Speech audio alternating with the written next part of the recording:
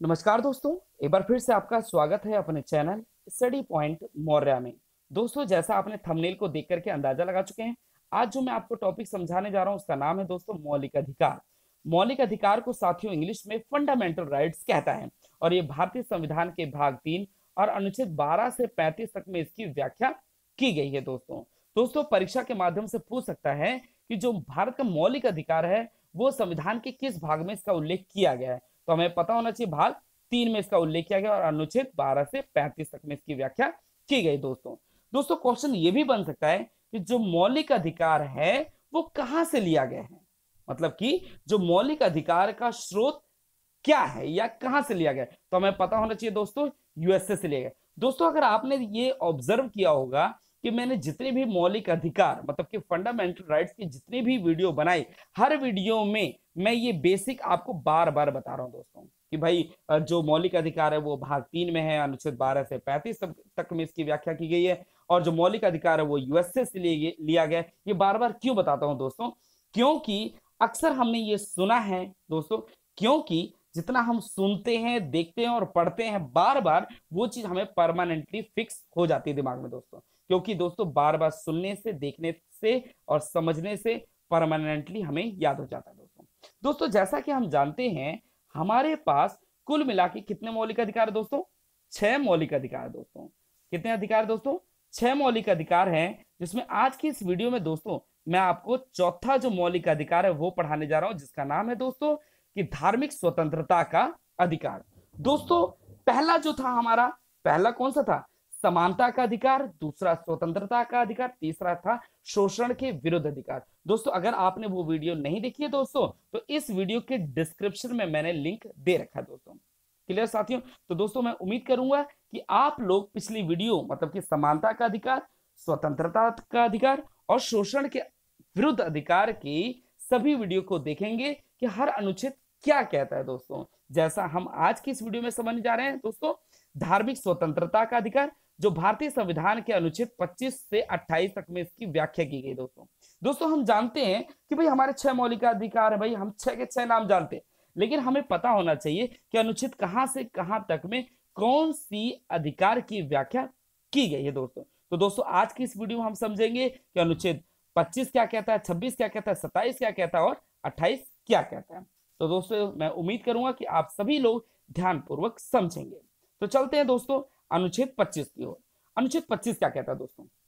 कहता है कि कोई भी व्यक्ति किसी भी धर्म को मान सकता है और उसका प्रचार प्रसार कर सकता है दोस्तों। जी हाँ दोस्तों, यहां पर हमारा जो मौलिक अधिकार है, धार्मिक स्वतंत्रता का अधिकार है, जो अनुच्छेद 25 कहता है कि कोई भी व्यक्ति किसी भी धर्म को मान सकता है। मतलब कि यहाँ पे दोस्तों किसी भी व्यक्ति को कोई रोक टोक नहीं है कि वह किसी भी धर्म को माने या ना माने। यहाँ पे दोस्तों फ्रीडम है, आजादी है, स्वतंत्रता है कि भाई कोई भी व्यक्ति किसी भी धर्म को मान सकता है, लेकिन बिना दबाव के, बिना फोर्सफुली। ठीक है दोस्तों, अगर व्यक्ति की इच्छा है कि उसे हिंदू बनना है, मुस्लिम बनना है, सिख बनना है, ईसाई बनना है, कोई भी धर्म को अगर वो स्व इच्छा से अपनाना चाहता है तो वो मान सकता है और उसका प्रचार प्रसार भी कर सकता है। मतलब कि उसका जो शुभ समाचार है, मतलब कि जो उसमें वचन दे रखे हैं, वर्ष दे रखे हैं दोस्तों, श्लोक दे रखे हैं, वो लोगों को प्रचार प्रसार कर सकता है, लेकिन बिना किसी दबाव के। तो दोस्तों मैं उम्मीद करूंगा कि अनुच्छेद 25 आपको समझ आ गया होगा। यहां पे क्या कहता है 25 में कि कोई भी व्यक्ति किसी भी धर्म को मान सकता है, बट कंडीशन क्या है? बिना कोई फोर्सफुली, बिना कोई दबाव के बोलना कि भाई तू हिंदू बन जा, तू मुस्लिम बन जा, तू सिख ना, फोर्सफुली। अगर व्यक्ति की स्व इच्छा है कि भाई मुझे इस धर्म को मानना है तो वो मान सकता है और उसका प्रचार प्रसार कर सकता है। मतलब उसके शुभ समाचार, उसके वचनों को, मतलब कि उसके वर्ष को, है ना, उसकी आयतों को दूसरों तक बता सकता है। ठीक है दोस्तों, क्लियर? ओके, चलते हैं अनुच्छेद 26 क्या कहता है दोस्तों अनुच्छेद 26 क्या कहता है कि व्यक्ति जो है दोस्तों, व्यक्ति को अपने धर्म के लिए संस्थाओं की स्थापना व पोषण करने, विधि सम्मत संपत्ति के अर्जन, स्वामित्व व प्रशासन का अधिकार है। यहां पे दोस्तों व्यक्ति को यह अधिकार दिया गया है कि वह किसी भी धार्मिक संस्थाओं की स्थापना कर सकता है, उसकी रचना कर सकता है और दोस्तों उसका स्वामित्व मतलब ऑनरशिप और उसका एडमिनिस्ट्रेटिव मतलब कि एडमिनिस्ट्रेटिव का मतलब उसका प्रशासन कर सकता है। मतलब कि दोस्तों अनुच्छेद 26 क्या कहता है, भाई कोई भी व्यक्ति अपने धर्म के लिए संस्थाओं की स्थापना कर सकता है। अगर उसे लगता है कि भाई मेरे पास बहुत से पैसे हैं, या उसको लगता है कि मैंने लोगों से बहुत सारा दान इकट्ठा किया है, तो उन संपत्ति के आधार पर दोस्तों वो क्या कर सकता है, वो मंदिर बना सकता है, मस्जिद बना सकता है, गुरुद्वारा बना सकता है, गिरजाघर बना सकता है दोस्तों। तो यहाँ पे अनुच्छेद 26 क्या कहता है, व्यक्ति को अपने धर्म के लिए संस्थाओं की स्थापना व पोषण करने की स्वतंत्रता दी गई दोस्तों। क्लियर साथियों। भाई अनुच्छेद 25 क्या कहता है, भाई कोई भी व्यक्ति किसी भी धर्म को मान सकता है, मान लो ठीक है जी, मान लिया उसने। फिर अनुच्छेद 26 क्या कहता है कि व्यक्ति को अपने धर्म के लिए संस्थाओं की स्थापना कर सकता है, वो कोई भी धार्मिक संस्था बना सकता है और उसका एडमिनिस्ट्रेटिव मतलब उसका संचालन या प्रशासन कर सकता है। क्लियर साथियों। अब चलते हैं अनुच्छेद 27 में। दोस्तों अनुच्छेद 27 क्या कहता है, भाई यहाँ पे तो एक व्यक्तिगत रूप से बात हो रही थी, किससे, इंडिविजुअली रूप से बात हो रही थी। क्लियर दोस्तों। 25 और 26 में कि भाई व्यक्ति किसी भी धर्म को मान सकता है, अनुच्छेद 26 कहता है व्यक्ति को अपने धर्म के लिए संस्थाओं की स्थापना कर सकता है। यहाँ पे व्यक्ति की बात हुई, मतलब कि इंडिविजुअली बात हुई है। लेकिन अनुच्छेद 27 क्या कहता है, राज्य, ये भी राज्य की बात करेगा दोस्तों। अब देखते हैं राज्य में क्या हो रहा है दोस्तों। कहता है कि भाई अनुच्छेद 27 क्या कहता है कि राज्य किसी भी व्यक्ति को ऐसे कर देने के लिए बाध्य नहीं कर सकता। मतलब कि कोई भी राज्य, कोई भी स्टेट है दोस्तों, व्यक्तियों को फोर्स नहीं कर सकता आपको धार्मिक, विशेष धर्म या धार्मिक संप्रदाय की उन्नति के लिए आपको कोई टैक्स देना है। क्लियर साथियों। जैसे हम इनकम टैक्स देते हैं दोस्तों, जैसे हम डायरेक्ट टैक्स देते हैं, इनडायरेक्ट टैक्स देते हैं, वो तो दोस्तों हमें देना ही होता है ना। ये इनडायरेक्ट टैक्स जो है दोस्तों, इनडायरेक्ट, डायरेक्ट टैक्स, ये सब जो दोस्तों हमें तो देना पड़ता है। कॉर्पोरेट टैक्स हो गए, बहुत से टैक्स हो गए, जो सारे टैक्स है ये दे सकते हैं। लेकिन बट याद रखना अनुच्छेद 27 कहता है राज्य किसी भी व्यक्ति को ऐसे कर देने के लिए बाध्य नहीं कर सकता, मतलब मजबूर नहीं कर सकता, फोर्स नहीं कर सकता, जिसकी किसी विशेष धर्म अथवा धार्मिक संप्रदाय की उन्नति या पोषण में व्यय करने के लिए विशेष रूप से निश्चित की गई है या निश्चित कर दी गई है। दोस्तों यहाँ पे मान लो कोई भी व्यक्ति, या मतलब कह सकते हैं कोई भी राज्य व्यक्तियों के ऊपर दबाव नहीं कर सकता है कि भाई हम मस्जिद बनाने जा रहे हैं, हम मंदिर बनाने जा रहे हैं, तो भाई आपको इतना पैसा देना पड़ेगा, आपको ये टैक्स देना पड़ेगा दोस्तों, ऐसा नहीं है दोस्तों। क्लियर साथियों। तो अनुच्छेद 27 क्या कहता है, ये क्लियर हुआ।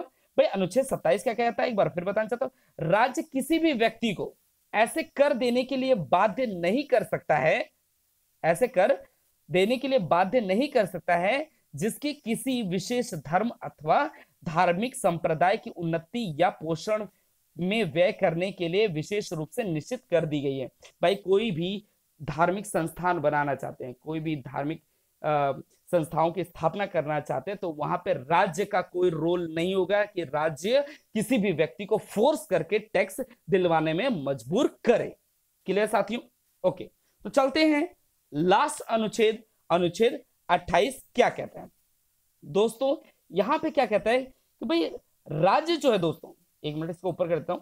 हाँ, तो दोस्तों यहां पे क्या लिखा है, अनुच्छेद 28 कहता है कि राज्य विधि से पूर्णतः पोषित किसी शिक्षा संस्था में कोई धार्मिक शिक्षा नहीं दी जाएगी। दोस्तों राज्य जो है ना, राज्य का यह भी कर्तव्य है कि कोई भी जो शिक्षा संस्थान, मतलब कि कोई जो एजुकेशनल इंस्टीट्यूट है, वहां पे कोई धार्मिक शिक्षा नहीं दी जाएगी, मतलब कोई धार्मिक उपदेश नहीं दिया जाएगा दोस्तों। मान लो कोई भी सरकारी स्कूल है दोस्तों, ठीक है, वहां पर किसी भी स्पेशली धर्म का प्रचार नहीं किया जा सकता, या कोई स्पेशली रूप से धार्मिक शिक्षा नहीं दी जा सकती दोस्तों। क्लियर साथियों। ठीक है, चलो आगे चलते हैं। यहां पे क्या बोला दोस्तों, राज्य 28 दोबारा बता रहा हूं दोस्तों, राज्य विधि से पूर्णतः पोषित किसी शिक्षा संस्था में कोई धार्मिक शिक्षा नहीं दी जाएगी।